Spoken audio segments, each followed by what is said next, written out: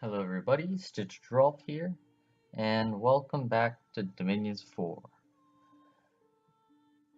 Last turn, we attacked into the Yomi army that was in the province that they retreated to, and here's the events that happened this turn. That's from Barry's house. I sent him a gift of 8 water gems because I'm not using water, and it was like a thanks for not taking over the entirety of the ocean. So, he's been sending me a lot of gems, fire gems, astral pearls. So I don't want to seem like I'm not gonna reciprocate. So this will benefit our friendship. Though I don't know where you got the heard about the Sarmatians helping me out. I'm actually worried about the Sarmatians coming and sneaking land away from me. Yangvam the Saster has claimed the throne of fortune in the name of Flion Brian III. The prophet, no, Flion Brian III is the god of Calum. I don't know if Yangam is the prophet. Battle in Dimmerwood, the area we moved into. Unexpected events in our capital, Suffolk Pass, and Thorin.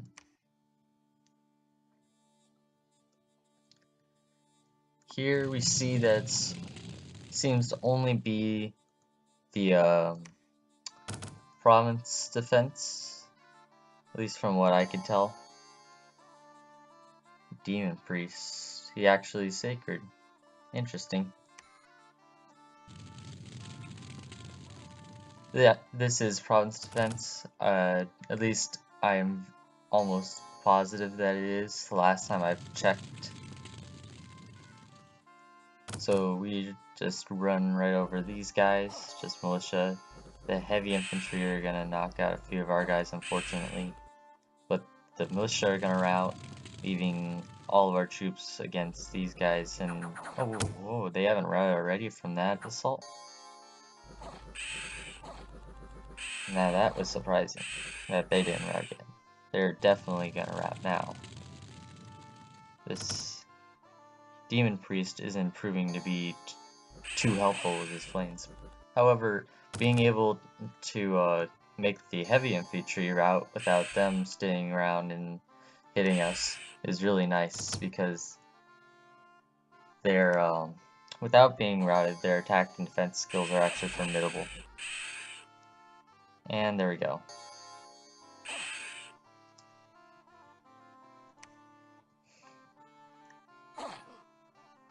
And yep, it was just the province defense, which is interesting. He only lost 9 troops, 3 serpent dancers, very unfortunate, and a sacred serpent. These were very unfortunate losses, but the 5 militia, meh. So, one of our Z searchers stumbled on forbidden lore and was cursed. Doesn't really matter too much. It's just a reborn in the mass of reborns I'm gonna get. Suffolk Pass, Sacrifice in the Woods, the same province where we saw the mage in the green shroud or cloak. Population lowered an insignificant amount, and 5 unrest, also insignificant. But if it's a story event, the result will not be insignificant. And then this event, unrest plus 60 and negative 590 population. That hurts. That hurts a bit.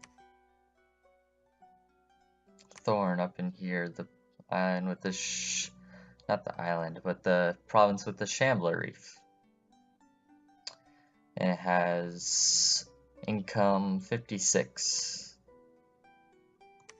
because of all this unrest. It would regularly be, I think, in the hundreds, or maybe at least close to the hundreds. But nope. Unrest. Whatever. It's gonna go down over time. And once again, a turn missed by one of my neighbors. It was this time by Niflheim, I believe. And yeah, unfortunate for them, fortunate for me, always, as always. Sarmatia still has his 40 guys here. Don't know what he's planning to do with them, with them just sitting here. I was expecting him to, if he's conquered most of this land, to go into either Hidden Forest or up into here for this throne against Yomi. And with the event that's happening Suffolk Pass, I don't know if I'm wanting to get rid of it or like give it up. I don't know if it's gonna be a story event leading down a path of absolute anarchy for its ruler or the reveal of a magic site. It does have the copper mine, which is nice, 20 gold per turn. I think we're gonna have our fortress finish this turn. At least, unless it's either this turn or the turn after, but I'm sure that almost positive that's this turn. My commander's moving down to Harwood. Still no enemy units, military units, seen there. However, that doesn't mean that there can't be a army hiding there, but Niflheim is a nation of giants, so I don't know if they at least have like an army of stealthy people. It's possible, but I don't know if they do have it. And it turns out that this dominion that I'm wading through right here, it seems to be, seemed to, for a set, when I looked at it before, it seemed to be from Veritos, but maybe it isn't. But this is also the thing. Veritos has a fortress here and a castle here. So yeah, he's set his borders down here and also basically made him completely neutral. We can't take these lands anymore without, like, you just can't, especially not the castle one. Defense 400 and it grants coast income bonus because it's built on a coast. Interesting. So I don't know if that applies to all fortifications. They both have the coast income bonus 10%. So or if that's just a Veritos thing, because they are like a trading empire lore wise. So over here, see even more Tianchi. They might be going down instead of going up, but it does seem like they hold dominion in this land. However, this dominion and these two provinces look to be radically different. Other than the heat, they're different. So they're probably going to be owned by two different nations. So I'm going to guess that this is a border. Still building up in Largan, hoping to take South Europe Ocean. And he's just sitting with 8 exits here. I don't know if he's continuing to expand this way. It'd be nice if he's expanding this way. I'm gonna move my scout down over here to see what Veritos looks like. His northeast, because it seems to be, at least his capital seems to be located this area-ish. Obviously not here.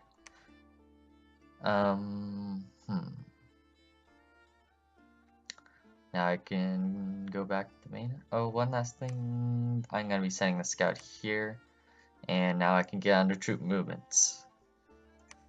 I'm recruiting forces, placement charioteers, and even more serpent dancers.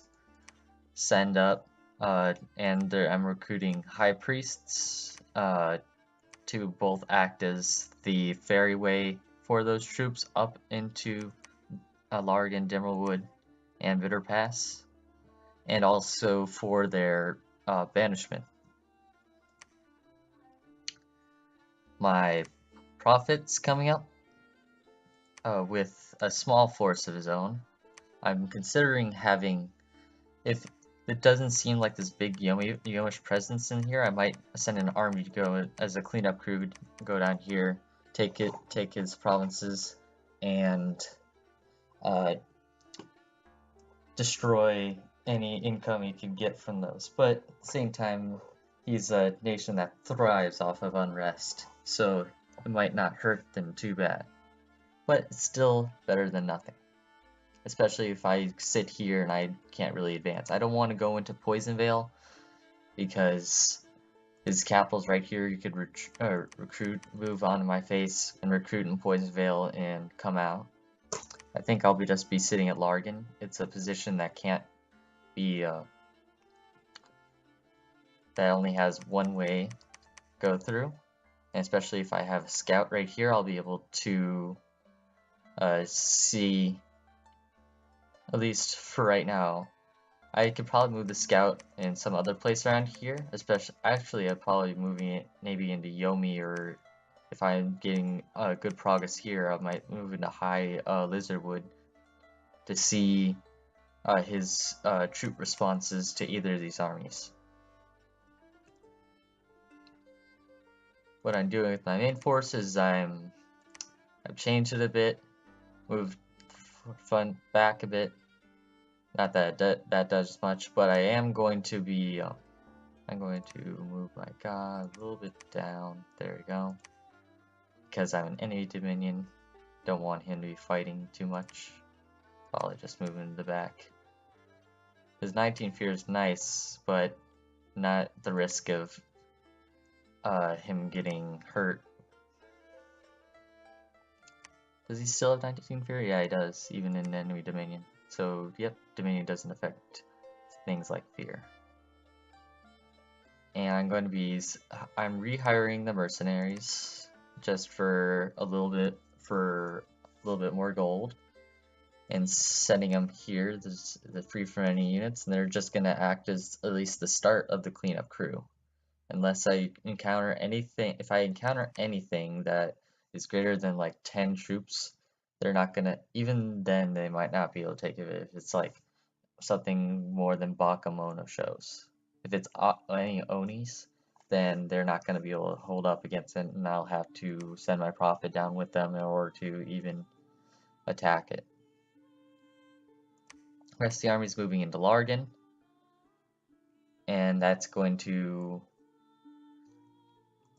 force a battle unless they retreat. I think they're going to be retreating and looking to rebuild and move, and once again move on to my forces.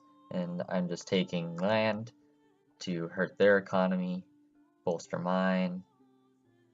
Of course. Yeah,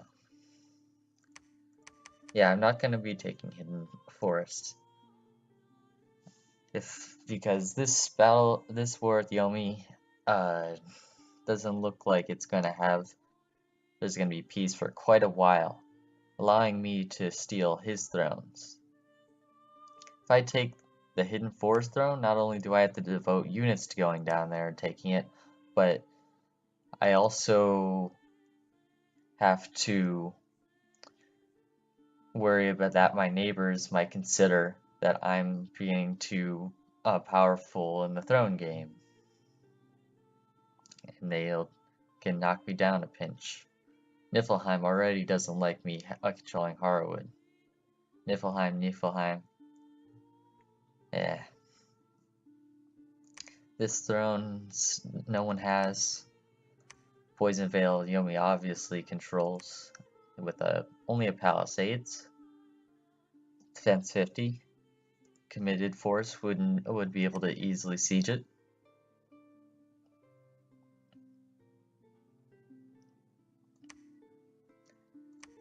Actually, I was right. I've got 91 moving, excluding commanders, moving on to Largan.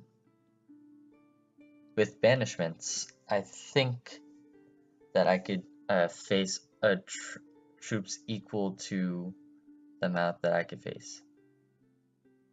I saw 30 troops in his capital before I moved my scout down to Largan. So if he's got like 40 or 50 and he's moving them all into here, then that would be an equal fight, and it would be hard, quite difficult for me. If he has like 60 or 70, then that will be much more difficulty. Difficulty be much more difficult and definitely a possible loss there. I think this is with him giving, well, the thing is, I just got presents in Emeraldwood. He might just put lots and lots of money into province defense on Bitter Pass. Like, so maybe keeping the army together is a smart thing. I think I'll just do that. I think I'm going to just keep the army together. And if I'm going to send a dedicated force down through Bitter Pass and Coven Downs, it's going to have to be a force that can't be stopped by a turn and a turn updating province defense. So these guys control, boom, they're all gonna move Largan together as 128 troops, 130 including commanders. And that should be able to fight off any forces, especially with the militia side. Now, if I'm gonna have the militia again, once again, I'm gonna feel safer having my god out there. Only a bit. I want to do like in the middle between these two, but I can't. So safer than better safe than sorry. Send him back a little bit, and move everyone into Largan. And I think I'll have the High Priest also go. Well, no, I think I'm gonna combine these two armies. So the High Priest is actually going to have a lot of soldiers. He's going to have 16 plus the 4, 5, 6, 7, 8, 9, 10, 11, 12, 13. He's going to have 30 soldiers along with the 12 soldiers. Whoa, you have a guy. You shouldn't have a guy, Mr. Sauromancer. Give that here.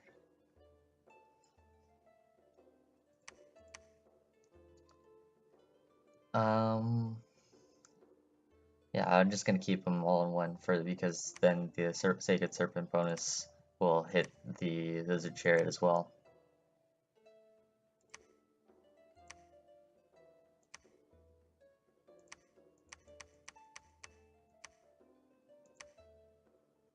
Yeah, so those 40 troops led with banishment casting commanders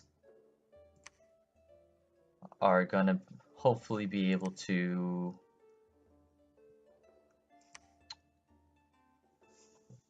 cover over this area. I'm just being quiet. Definitely, I'm being quiet because I'm really considering about this play. It's dangerous if he has a big force present, like right here in 75, or if he's moving troops down to go around my big force and through into my home territory.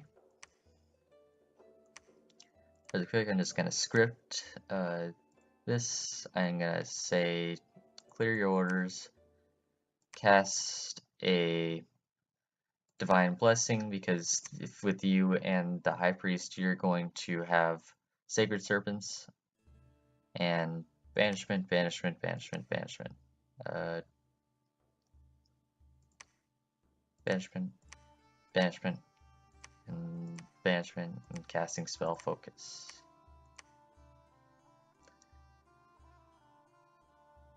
And I think I haven't recruited the priest yet. I can't script him yet.